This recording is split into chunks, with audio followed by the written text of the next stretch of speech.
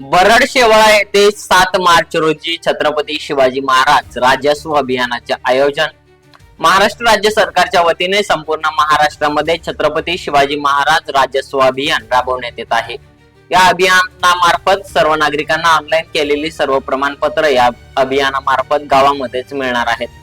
तहसील कार्यालयामार्फत नागरिकांना देण्यात येणाऱ्या सोयी सुविधा, पंचायत समिती कार्यालयामार्फत व कृषी विभाग, आरोग्य विभाग, महसूल विभाग, वन विभाग सर्व कार्यालयातील योजनेची माहिती सर्व नागरिकांना मिळणार आहे।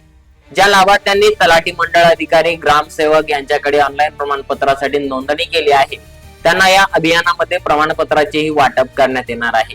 हे अभियान हदगाव तालुक्यातील बरड शेवाळा येथे दिनांक 7 मार्च रोजी राबवण्यात येणार आहे।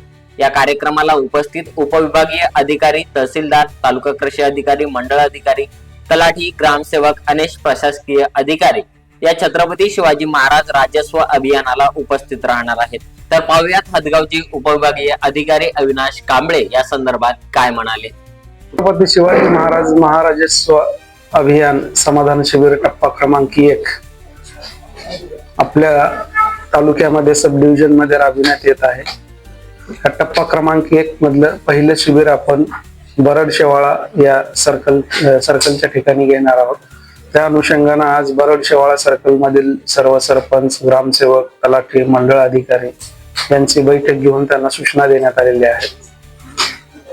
सर, काय फायदा होणार आहे नागरिकांना? या अभियानाअंतर्गत वेगवेगळ्या महाराष्ट्र शासनाचे जे वेगवेगळे विभाग आहेत त्या विभागामार्फत ज्या वेगवेगळ्या सेवा किंवा लाभ लोकांना दिले जातात त्याची माहिती लोकांपर्यंत पोहोचविणे आणि लोकांना त्यांच्या घरापर्यंत जाऊन त्यांचे जे काही सेवा द्यायचे आहेत त्या अनुषंगाने माहिती देणे, त्यांचे फॉर्म भरून घेणे आणि या शिबिराच्या माध्यमातून त्यांना सेवा देणे हा या कार्यक्रमाचा मुख्य उद्देश आहे। तालुक्यात 8 मंडळ आहेत, किती मंडळामध्ये हा कार्यक्रम राबवण्यात येणार आहे?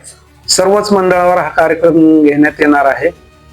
जसं की 7 तारखेला आपलं पहिलं शिबिर आहे, असेच मार्च मध्ये 2 शिबिर घेण्यात येणार आहेत, एप्रिल मध्ये 2 आहेत आणि मे मध्ये नगरपंचायत किंवा नगरपालिका ठिकाणचं जे सर्कल आहे त्या ठिकाणी मे मध्ये शिबिर घेण्यात येणार आहे। या शिबिराच्या माध्यमातून नागरिकांना काय आव्हान आहे? या शिबिराच्या माध्यमातून नागरिकांना हेच आव्हान आहे की शासनामार्फत ज्या वेगवेगळ्या योजनांचा लाभ नागरिकांना दिला जातो किंवा नागरिकांना ज्या वेगवेगळ्या सेवा दिल्या जातात त्या सेवांचा किंवा त्या योजनांचा जास्तीत जास्त लाभ या शिबिराच्या माध्यमातून लोकांनी घ्यावा।